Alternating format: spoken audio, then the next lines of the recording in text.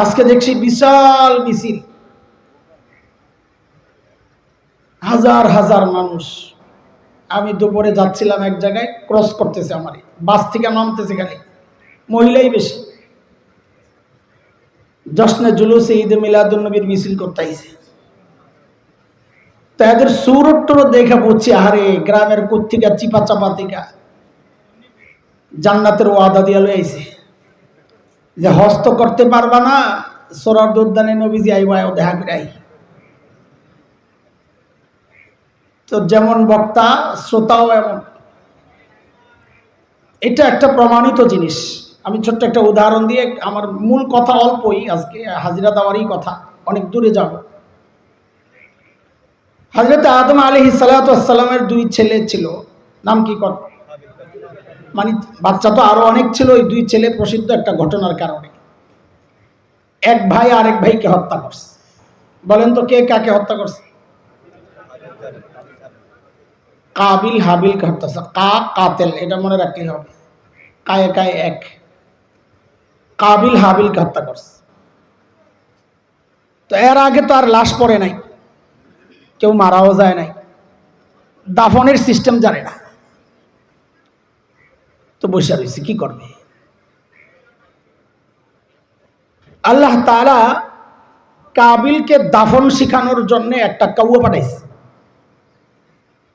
ওস্তাদকে, আরে বলেন না জোরে, কাউয়া, কাক না, কি বলবেন? খোসা যখন উদ্দেশ্য হয় শব্দ বিকৃত করে বলতে হয়। বলি মাঝে মধ্যে, আপনি যদি কাক্কাদের বলেন, আমি কাউকে বলতে বলি না, কিন্তু যদি কাক্কাদের বলেন খোসা হবে না। খোসা দিতে হলে কি করে দিব? কাউয়া কাদের, এটার একটা আলাদা ইয়াস, বলতে বলি নাই, উদাহরণ দিচ্ছি। তো আল্লাহ কি পাঠাইছেন? কাউয়া। ওই কাউয়া এসে দাফন কাফন করছে। কোরআনে সূরা মায়েদার মধ্যে আসছে। আল্লাহ বলেন, ওয়াতলু আলাইহিম নাবা ইবনাই আদম বিল হক إذ قربا قربانا فتقبل من أحدهما ولم يتقبل من الآخر قال لأقتلنك قال إنما يتقبل الله من المتقين لئن بسطت إلي يدك لتقتلني ما أنا بباسط يدي إليك لأقتلك إني أخاف الله رب العالمين। লম্বা গল্প, শেষ কথা যেটা আমার বলা দরকার, যেটা ওই আয়াতটা শুনি। আল্লাহ বলতেছেন, فبعث الله غرابا يبحث في الأرض ليريه كيف يواري سوءة أخيه قال يا ويلتى أعجزت أن أكون مثل هذا الغراب فأواري سوءة أخي فأصبح من النادمين।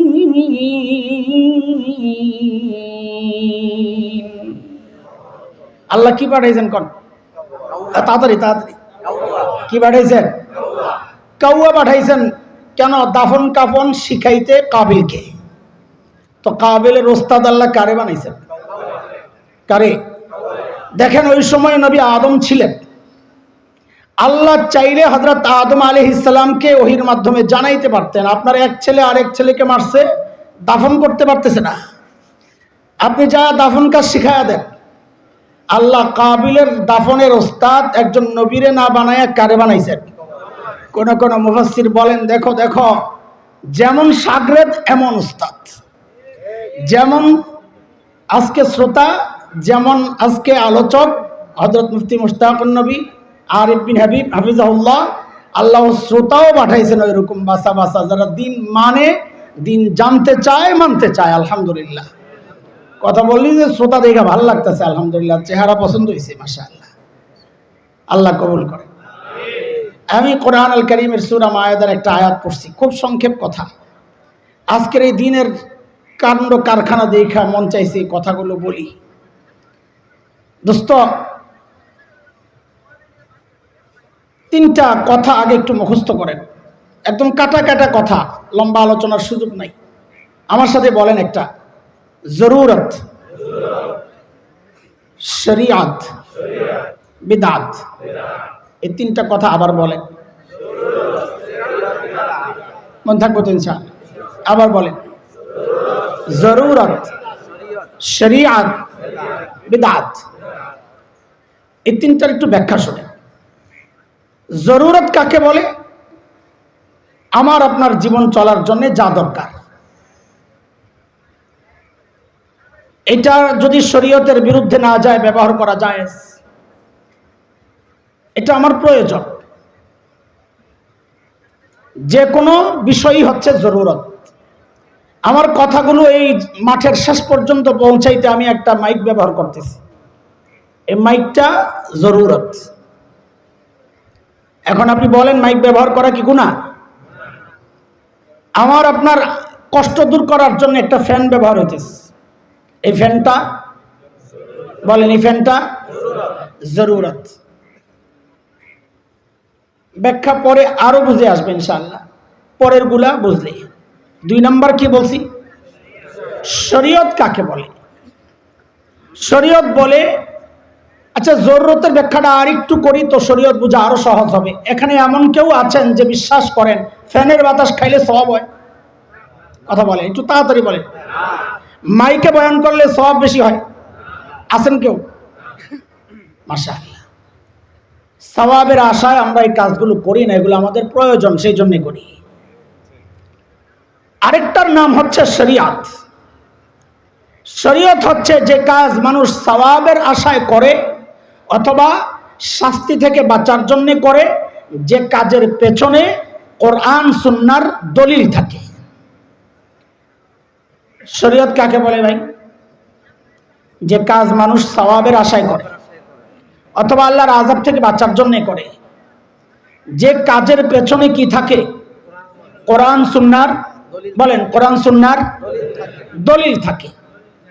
সওয়াবের আশা করতে হইলে, এটাকে ইবাদত মনে করে করলে ওখানে দলিল লাগবে। কোরআন সুন্নাহর দলিল ছাড়া আপনি নিজ থেকে কোনো আমলকে সওয়াবের আমল বলবেন, এর নাম বিদআত। এখন আপনাদেরকে জিজ্ঞেস করি, মাইক ব্যবহার করা জরুরত না বিদআত? কেন জরুরত? আহা, আমি সওয়াবের আশা করি নাই, সোজা কথা বলেন, আমার সাথে এটা পরিষ্কার হোক। মাইক ব্যবহার করা জরুরত না শরিয়াত না বিদআত? জরুরত। কেন? এটা যারা ব্যবহার করে দুনিয়ার এমন কেউ নাই যেখানে এটাকে সওয়াব মনে করে। শরীয়ত কি আজকে নামাজ পড়বো আমরা, নামাজের পেছনে শরীয়তের দলিল আছে না নাই? কাজে আমরা নামাজ পড়বো সওয়াবের আশায়, গুনাহ থেকে বাঁচার জন্য, এটার পেছনে দলিল আছে, এই জন্য এটা শরীয়ত। দলিল কি? সবাই বলেন না একটু, সবাই বলেন, তাদের বলেন দলিল কি? আরো জোরে। হ্যাঁ, আমাদের মূল দলিল তো কোরআন সুন্নাহ। তাইলে আবার ইমাম কেন মানব? এক গোষ্ঠী আবার এদিক দিয়েও ঢোকার চেষ্টা করবে ভেজাল লাগানোর জন্য। আছে না এক গোষ্ঠী? কোরআন হাদিস থাকতে ইমাম কেন মানব? মাযহাব কেন মানব? কথা সত্য, কিন্তু এই কথার মধ্যে মতলব খারাপ। কোরআন হাদিস থাকতে মাযহাব কেন মানব, এই কথা ওই ব্যক্তি বলতে পারে যে ব্যক্তি মাযহাব চিনে না। কেন? কারণ মাযহাবের একটা মাসআলাও কোরআন হাদিসের বাহিরে না, সমস্ত মাসআলা কোরআন হাদিস থেকেই নেওয়া। তাইলে মাযহাবের সমস্ত মাসআলা কোরআন হাদিস দলিল দ্বারাই প্রমাণিত। যদি কোরআন হাদিসে থাকে তাহলে ইমামে আবু হানিফার থেকে কেন নিতে হবে? এটাও আমরা একটা সহজে বুঝাই উদাহরণ। এটা যদি না বুঝে তাকে আল্লাহর হাওলা করলাম, আল্লাহ তাকে হেদায়েত দিক, গুমরাহি থেকে আল্লাহ বাঁচায় রাখুক, ফিতনা থেকে বাঁচায় রাখুক। আমাদের এই শ্রীপুরে পানি উঠানোর জন্য যে কল বসায় এটাকে আপনারা কি বলেন? টিউবওয়েল? হ্যাঁ, টিউবওয়েল বলেন না? মোটর না, মোটর তো মেশিন। কলটা টিউবওয়েল বলেন, সবাই বলেন, কি বলে? আচ্ছা, এখানে এমন কেউ আছেন যে বিশ্বাস করেন টিউবওয়েল পানি বানায়? আছেন একজনও? টিউবওয়েল পানি বানায় না ওঠায়? বলেন, টিউবওয়েল পানি বানায় না ওঠায়? ওঠায়। মাটির নিচে টিউবওয়েল বসানোর আগে পানি ছিল না ছিল না? বলেন, কথা বলেন। ছিল। এখন যদি কেউ প্রশ্ন করে যে মাটির নিচে পানি থাকা সত্ত্বেও তুমি টিউবওয়েল কেন বসাইতেছ, বলেন এই প্রশ্ন করা বোকামি হবে না যৌক্তিক হবে? কি হবে? বলে মাটির নিচে পানি আছে কিন্তু ওই পানি ওঠানোর মতো যোগ্যতা ক্ষমতা আমার নাই, তাই টিউবওয়েল বসাইছি, টিউবওয়েল চাপ দিয়ে পানি উঠা যায়। এই তো কথা, এই তো কথা। দোস্ত, মাযহাবের সমস্ত মাসআলা কোরআন হাদিসের নিচে চাপা পড়া আছে। আমি আপনি কোরআন হাদিসের নিচের ওই মাসআলা বের করতে পারি না, আমার আপনার সেই যোগ্যতা নাই। সেই মাসআলা বের করার জন্য আমরা কোরআন হাদিসের উপরে ইমামে আবু হানিফা নামক একটা টিউবওয়েল বসায়া দিছি, ইমামে আহমদ বিন হাম্বল নামক একটা টিউবওয়েল বসায়া দিছি, ইমামে শাফিঈ নামক একটা টিউবওয়েল বসায়া দিছি, ইমামে মালিক নামক একটা টিউবওয়েল বসায়া দিছি। টিউবওয়েলের চাপ দিয়ে তো কোরআন হাদিস থেকে মাসআলা বের করা আমাদেরকে দিয়ে দেন ভোগ করা, উপভোগ করার জন্যে, মানার জন্যে। টিউবওয়েল যেমন পানি বানায় না, টিউবওয়েল বসানোর আগে যেমন মাটির নিচে পানি ছিল আমরা উঠাইতে পারি না, টিউবওয়েল উঠায়া দিছে। ইমামরাও মাযহাব মাসআলা বানায় না, নিজেরা শারিআ না, শরীয়ত প্রণেতা না, কোরআন হাদিসের ভেতরেই মাসআলাগুলো আছে। আমার আপনার অযোগ্যতার কারণে আমরা সেই মাসআলা বের করতে পারি না। তো ইমামে আবু হানিফার শরণাপন্ন হই, তারা কোরআন হাদিস থেকে টাইনা মাসআলা বের করে আমার আপনার জন্য আমলের উপযুক্ত বানায় হাদিস। তাহলে বলেন মাযহাব কোরআন হাদিসের ভেতরে না বাইরে? কাজেই কেউ যদি এই পেশ লাগায় যে কোরআন হাদিস থাকতে মাযহাব কেন মানব, তো বলে মাটির নিচে পানি থাকতে মেশিন কেন বসাও? তাকে জবাব দিয়ে দিবেন। বলেন, কি জবাব দিবেন? মাটির নিচে পানি থাকতে মেশিন কেন বসাও? দুই জিনিস গেল। এক হলো জরুরত, যা মানুষ সওয়াবের আশায় করে না, যেখানে কোরআন হাদিসের দলিল তালাশের দরকারও নাই। দুই নাম্বার হচ্ছে শরীয়ত, যা মানুষ সওয়াবের আশায় করে, কোরআন হাদিসের দলিল লাগবে, মন মতো করলে হবে না। তিন নাম্বার হচ্ছে যে আমল মানুষ সওয়াবের আশায় করে কিন্তু তালাশ করলে দলিল পাওয়া যায় না। এটাকে কি বলে? বলেন, এটাকে কি বলে? এখন এই মাইক তো নবীজির যুগে ছিল না, কাজে এই মাইক যদি কেউ ব্যবহার করে এটা বেদাত হবে নি? বলেন, কেন হবে না? সওয়াবের আশায় মাইক কেউ ব্যবহার করে না। এই ফ্যান যদি কেউ ব্যবহার করে এটা বেদাত হবে কিনা? কেন হবে না? হ্যাঁ, কেউ যদি সওয়াবের আশায় করে ওইটাও বেদাত হবে। কিন্তু কোনো পাগল নাই যে ফ্যান ব্যবহারের সওয়াবের আশায় করে, এটাকে জরুরত হিসাবে করে। যেই জিনিস মানুষ জরুরতের জন্য করে ওই জিনিসের শরীয়তের দলিল লাগে না, কাজে এটা বেদাত হবে না। এইবার আপনারা বলেন, যারা আজকে এই যে মিছিল বের করলো সওয়াবের আশায় করছে না সওয়াবের আশা ছাড়া করছে? তাহলে তাদের কাছে দলিল চাওয়ার অধিকার আমাদের আছে না নাই? যে ভাই নবীজি এই উদযাপন করছেন কিনা একটা জিন্দেগির একটা দলিল দেন, সাহাবায়ে কেরাম করছেন কিনা একটা দলিল দেন। এই কথাটা একটু সাইডে রাখেন। আমি আপনাদেরকে তিনটা কথা বলাবো, এই তিনটা কথা আমার সাথে সাথে বলবেন, তারপর আমরা ফিনিশিং এ চলে যাব ইনশাআল্লাহ। বিদায় হজে আল্লাহর নবী সাল্লাল্লাহু আলাইহি ওয়াসাল্লাম যে ভাষণ দিয়েছেন, ওই ভাষণে নবীজি যা যা বলার বলে সাহাবীদেরকে জিজ্ঞেস করেছেন একটা কথা, আলা হাল বাল্লাগতু, আমাকে যে দায়িত্ব দিয়ে আল্লাহ পাঠিয়েছেন আমি কি সে দায়িত্ব আদায় করেছি? যা পৌঁছানোর কথা তাকে আমি পৌঁছিয়েছি? সমস্ত সাহাবী ওই ময়দানে যারা ছিলেন প্রায় ১৬ লক্ষ সাহাবী বিদায় হজে, সবাই এক বাক্যে স্বীকার করেছেন, ইয়া রাসূলুল্লাহ, আপনাকে আল্লাহ যা দিয়েছেন, যে দায়িত্ব দিয়েছেন, বাল্লাগতা আদাইতা ওয়া নাসাহতা, বাল্লাগতার রিসালা ওয়া আদাইতাল আমানা ওয়া নাসাহতাল উম্মাহ, আপনাকে আল্লাহ যে দায়িত্ব দিয়েছেন দায়িত্ব ঠিকমতো আদায় করেছেন, রিসালাতের যে দায়িত্ব দিয়েছেন সেইটাও পৌঁছাইছেন, যে আমানত দিয়েছেন আমানত আদায় করেছেন, উম্মতের হিতাকাঙ্ক্ষী হিসাবে আপনি খেদমত করেছেন। আমরা সাক্ষ্য দিচ্ছি। আল্লাহর নবী সাল্লাল্লাহু আলাইহি ওয়াসাল্লাম তখন আসমানের দিকে আঙ্গুল উঠায়া 3 বার বলেছেন, আল্লাহুম্মা শাহাদ, আল্লাহুম্মা শাহাদ, আল্লাহুম্মা শাহাদ। ও আল্লাহ, আপনি সাক্ষী থাকেন যে দায়িত্ব আমাকে দিয়েছেন, যাদের কাছে পাঠিয়েছেন তারা সাক্ষী দিয়েছে আমি আমার দায়িত্ব আদায় করেছি। জিবরাইল আমিন আসছেন, নবীজিকে বলতেছেন, ইয়া রাসূলুল্লাহ, আল্লাহ জানায়া দিয়েছেন, আল্লাহও সাক্ষী আছেন, আপনার কাজ শেষ। আয়াত নাজিল হয়ে গেল সূরা মায়েদার টুকরা, আল ইয়াউমা আকমালতু লাকুম দীনাকুম ওয়া আতমামতু আলাইকুম নি'মাতি ওয়া রাদিতু লাকুমুল ইসলাম দীনা। আমি পুরো আয়াতের তরজমা করব না, আমার যতটুকু দরকার মুখস্থ করানোর জন্য এতটুকু করাচ্ছি। আয়াত নাজিল করে আল্লাহ যা বলতে চাইলেন, কি বললেন? আল্লাহ বললেন, নবী আপনি বলে দেন আজকে দিন কমপ্লিট।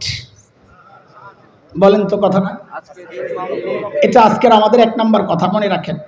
নবীকে আল্লাহ কি বলেছেন আজকে?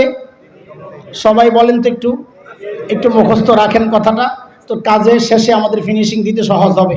আল্লাহর হুকুম কি আসলো? বিদায় হজের দিন আল্লাহর ফয়সালা কি আসলো? সবাই বলেন, আজকে দিন, আজকে দিন, আজকে দিন। 1 নম্বর কথা।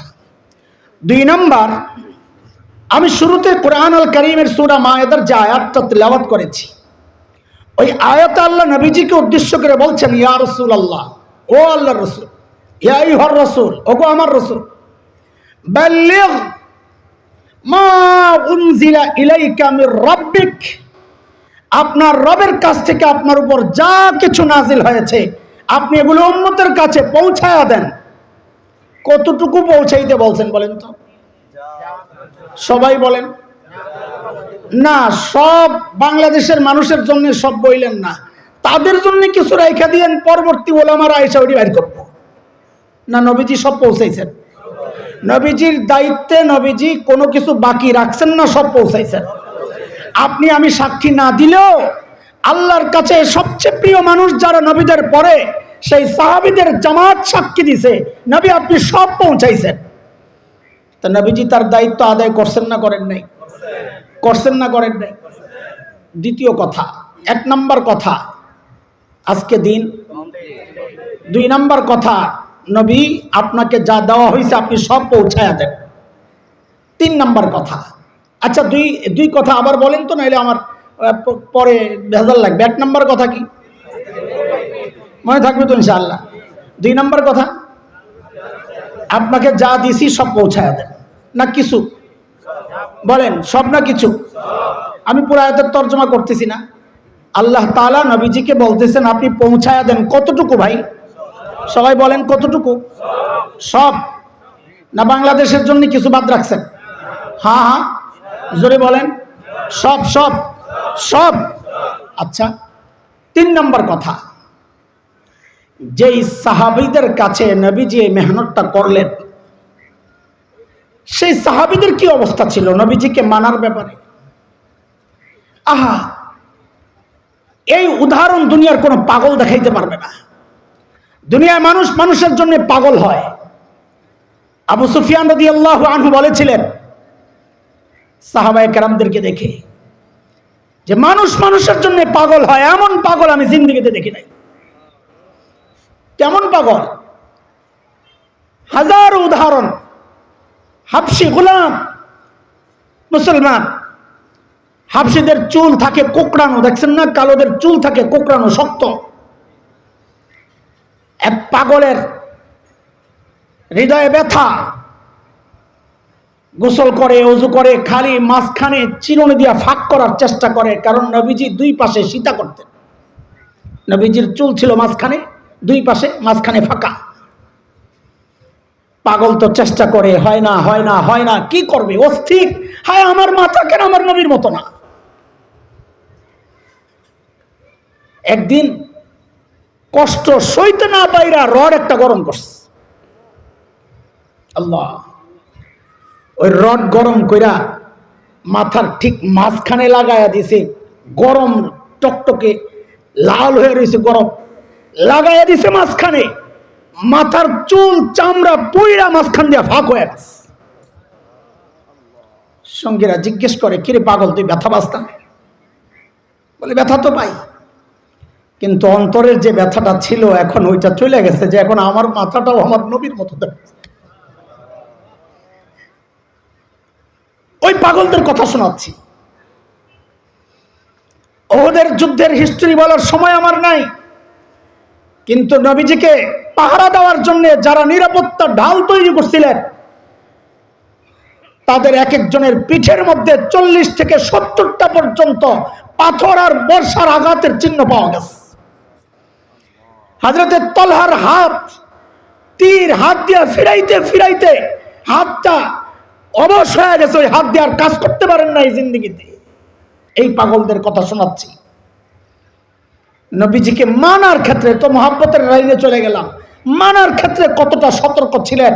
মসজিদে বয়ান হচ্ছে, এক সাহাবী আসতেছিলেন, ভেতরে আরেক সাহাবী দাঁড়াইছেন। নবীজি বলেন, এই ইজলিস, বসো। ওই রাস্তার সাহাবী বসে পড়ছেন রাস্তায়, তাকে বলা হয় নাই। নবীজি জিজ্ঞেস করলেন, এরে তোমারে তো বলি নাই, ভেতরে যে দাঁড়াইছিল তারে বলছি বসতে। বলে, ইয়া রাসূলুল্লাহ, আমি যদিও রাস্তায় ছিলাম, কিন্তু আপনার হুকুম বসো শোনার পর ভাবার সময় পাই নাই, আমারে বলছেন আরেকজনকে বলছে, আমি বসে পড়ছি। সেই পাগলদের কথা শোনাচ্ছি। নবীজি পারস্য সম্রাটের কাছে পাঠাইছেন হযরত হুযায়ফা ইবনে ইয়ামান রাদিয়াল্লাহু আনহুকে। এলিট শ্রেণীর কাছে গেলে একটু ভাবসাব লয়ে যাইতে হয়।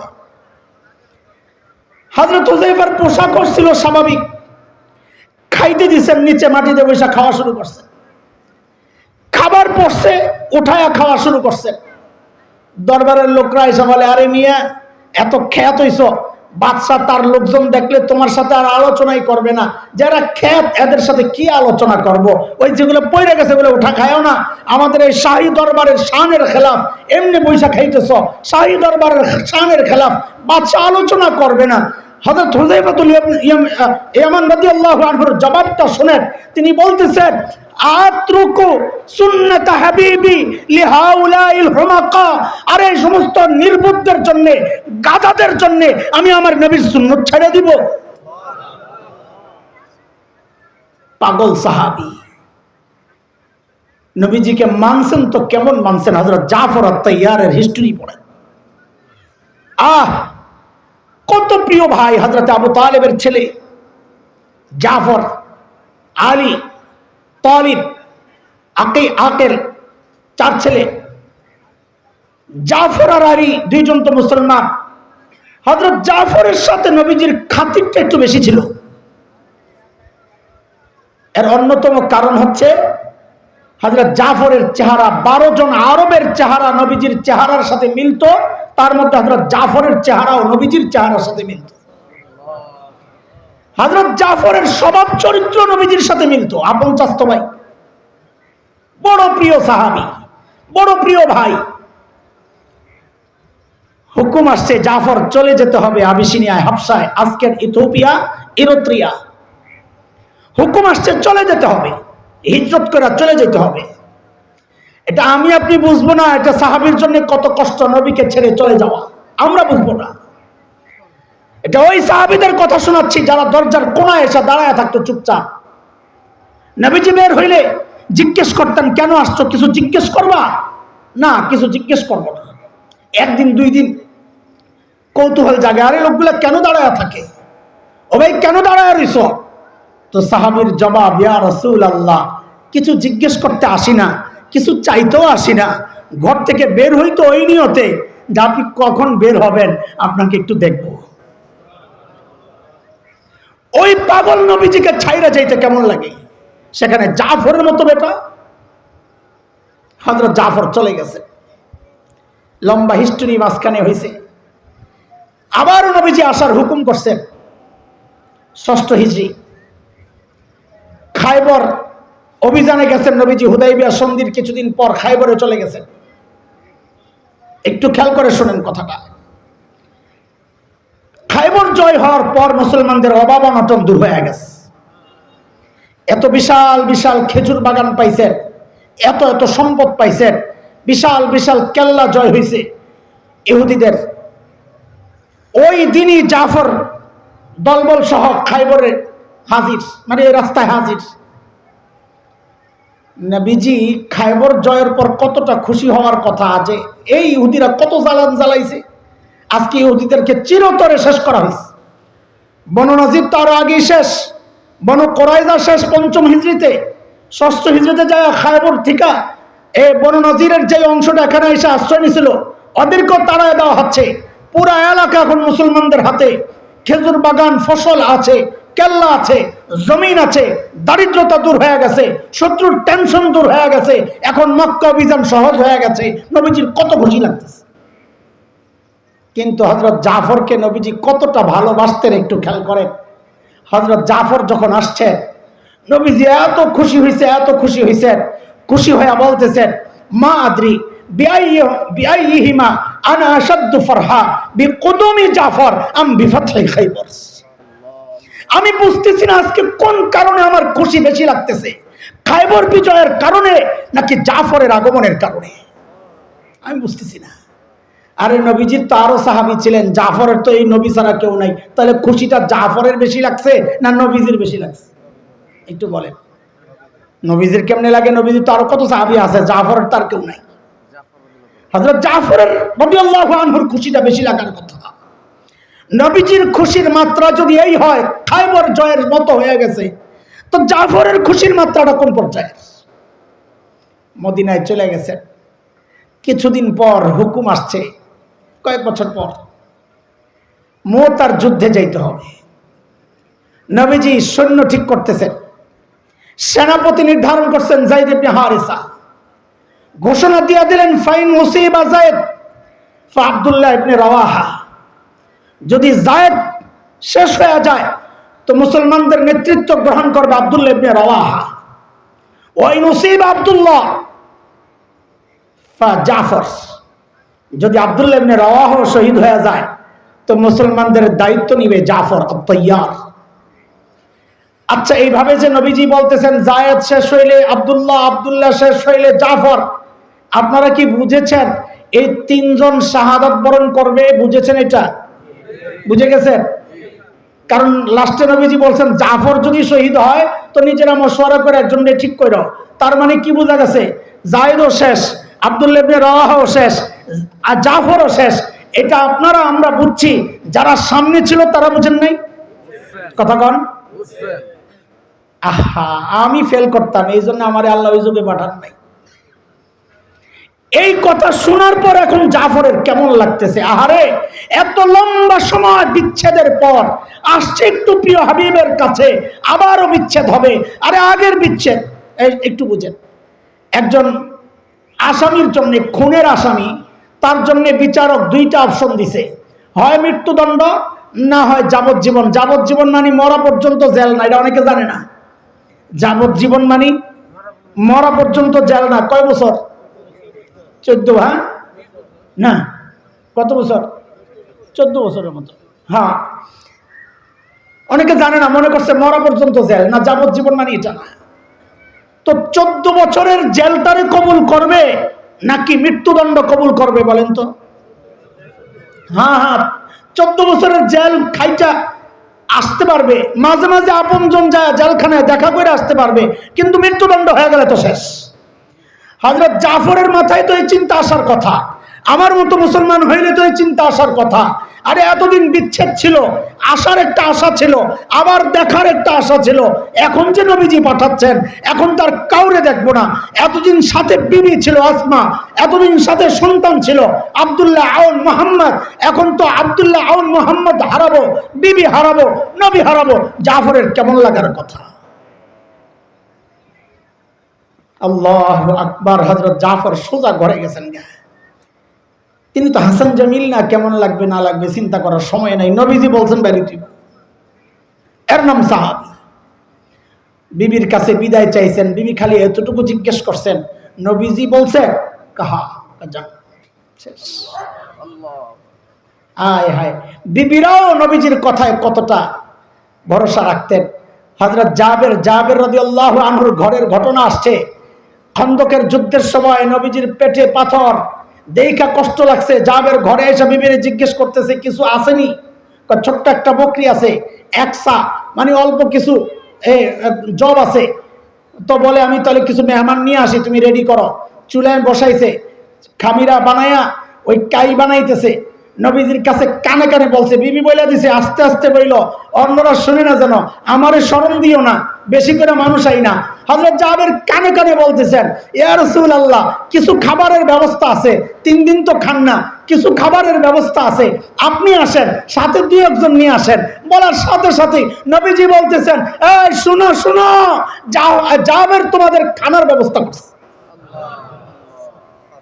কেমন লাগে? এখন 1000 সাহাবীর সাথে রওনা দিছে, ছোট্ট বকরি। হযরত জাবের যায়া বলতেছে, ওই হাক, বিবিরে কয় তুই মরছস, কি হইছে? কয় 1000 আইছে। হযরত জাবেরের বিবি খালি এতটুকু জিজ্ঞেস করছেন, আমি আপনাকে যা শিখায়া দিছিলাম আপনি কি নবীজিকে বলেছিলেন যে আমাদের খাবার কম? হ্যাঁ বলেছি। তাইলে কোনো টেনশন নাই। পরের ইতিহাস তো লম্বা, আমি খালি এতটুকু বলতে চাচ্ছি যে নবীর সাহাবীর বিবিরা পর্যন্ত এতটুকু আস্থার ভরসা এবং কোরবানির জন্য এতটা প্রস্তুত থাকতেন। আল্লাহু আকবার। হযরত জাফর আত-তাইয়ারের বিবি তো বিদায় দিয়েছেন, যান। কেমন লাগে? বিবি পেছনে, বাচ্চারা পেছনে, জীবনের শেষ চলে যাচ্ছে। আমরা যখন হজের সফরে যাই, বাচ্চাগুলো এখন বড় হয়ে গেছে, আমার মনে আছে যখন ছোট ছিল, বিদায়ের সময় ওদের দিকে তাকাতাম না, ওদের দিকে তাকাতাম না। কেন? আমি জানি ওদের চোখ ভেজা। ওই দৃশ্য দেখলে আমার চোখে পানি চলে আসবে। আর এই বাচ্চাগুলো আমার চোখে পানি দেখলে হাউমাউ করে কান্না শুরু করবে।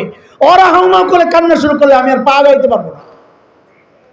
তো আমি কি করতাম আমার মনে আছে, অন্যদিকে তাকায় খালি মাথায় হাত বলে তোমার বলতাম, আব্বু দুষ্টামি করো না, আম্মুর কথা শুনো, হ্যাঁ ঠিক আছে বাবা, তোমরা দোয়া করো, এ বাস এতটুকু, তাকাইতাম না।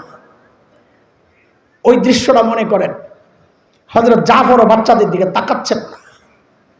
কিন্তু আমাদের বাচ্চাদের কিছু কমন স্বভাব আছে, আপনাদের আছে কিনা জানি না। বাবা বের হওয়ার সময় পিছন দিয়ে ছোট্ট গলা জিজ্ঞেস করে, সব সময় জিজ্ঞেস করবে, আব্বু কই যাও? পরে কি বলে? হযরত জাফরের বাচ্চারাও জিজ্ঞেস করছে, আব্বু কই যাও? জবাব কি দিবেন? অন্যদিন তো বলছেন তোমার চাচ্চুর কাছে যাই, নবীজি তো চাচ্চু লাগে, বাজারে যাই, পানি আনতে যাই, খাবার আনতে যাই। আজকে কি বলবেন? হযরত জাফর চুপ। আল্লাহ, মেজড়া ধরছে, বাবা কই যাও? চুপ। ছোট্টটা এখনো কথা বলতে পারে না। রিওয়ায়েতে আসছে হযরত জাফরের কাপড় ধইরা পেছন দিয়ে ঝুলে গেছে বাচ্চাটা। কেমনে আগাইতেছে মানুষ? চলে গেছেন ময়দানে, নবীজি বলছেন যেতে হবে, চলে গেছে। ময়দানের খবর আপনাদের জানা। হযরত যায়েদ শহীদ হয়ে গেছে, আব্দুল্লাহ ইবনে রাওয়াহার হাতে ঝান্ডা। হযরত আব্দুল্লাহ ইবনে রাওয়াহা শহীদ হয়ে গেছে, জাফর আত-তাইয়ারের হাতে ঝান্ডা, হাতে কোপ পড়ছে, ঝুইলা গেছে, টান দিয়ে হাত ছিড়া, আরেক হাতে ঝান্ডা নিয়ে নিছে, ওই হাত পড়ে গেছে। হযরত জাফর ভূমিতে পড়ে গেছে। যেহেতু নবীজির হুকুম, পরামর্শের মাধ্যমে ঝান্ডা আরেকজনের হাতে তুলে দিতে হবে। খবর নেওয়া হচ্ছে ময়দানের, জাফর কোথায়? খুঁজতে খুঁজতে দেখা গেছে জাফর জমিনে পড়ে আছে ঠিক, কিন্তু ইসলামের ঝান্ডাটারে দাঁত দিয়া কামড়াইয়া ধরে রাখছে। এর নাম সাহাবী, এর নাম সাহাবী। দোস্ত, কেন বিদআতের বিরুদ্ধে উলামায়ে দেওবন্দ এতটা কঠোর? কেন বিদআত এতটা মারাত্মক গুনাহ বুঝেন? 3টা কথা শোনালাম। মক্কা বিদায় হজের দিন নবীজি আরাফার মাঠে বলেছেন, আল্লাহ বলেছেন নবীজিকে, 1 নম্বর কথা মনে আছে? বলেন তো, আজকে দিন। 2 নম্বর, নবীজিকে আল্লাহ হুকুম করেছেন, আমি আপনাকে যা পাঠাইছি সব উম্মতের কাছে পৌঁছায়া দেন। 3 নম্বর, সাহাবীদের কুরবানির কথা, দাঁত দিয়ে আঁকড়ায়া ইসলামের ঝান্ডাকে তুলে ধরার কথা। এই 3টা কথাকে এক জায়গায় রাখেন, আবার পেছনে চলেন। বেদাত কেন এত ভয়ঙ্কর গুনাহ? একজন বেদাতি একটা বিদআত করছে না, সে আল্লাহকে চ্যালেঞ্জ করছে। আল্লাহ, আপনি যে বলেছেন দিন কমপ্লিট, আপনি মিথ্যা বলেছেন। দিনের একটা অংশ জশ্নের জুলুসের মিছিল ছিল, আপনি দিন সম্পর্কে এটা বলেন নাই, আপনি মিথ্যা বলেছেন। দোস্ত, একটা বেদাত করা মানে নবীজির রিসালাতের দায়িত্বে অবহেলার অভিযোগ করা। ওগো আল্লাহর রাসূল, আল্লাহর কাছে আপনাকে দিন আল্লাহ যা পৌঁছাইছেন, পৌঁছাইতে বলেছেন, আপনি পৌঁছান নাই। এই যে দিনের এই বিষয়টা বাকি আছে, যা কোরআনেও নাই, যা হাদিসেও নাই, সাহাবীদের আমলে নাই, এটা আমরা করছি। আপনি এক একটা বিদআত করছেন, ওই কুরবানিওয়ালা প্রত্যেকটা সাহাবীকে অভিযোগ দিচ্ছেন এটা দিন ছিল, তোমরা খেয়ানত করেছ, আমার কাছে পৌঁছাও নাই। যারা জালিম, আল্লাহর বিরুদ্ধে যাদের অভিযোগ থাকতে পারে, নবীকে যারা অসম্মান করতে পারে, সাহাবীদেরকে যারা অসম্মান করতে পারে, এরা আশিকে রাসূল হইতে পারে না, এরা আশিকে শয়তান, আশিকে শয়তান।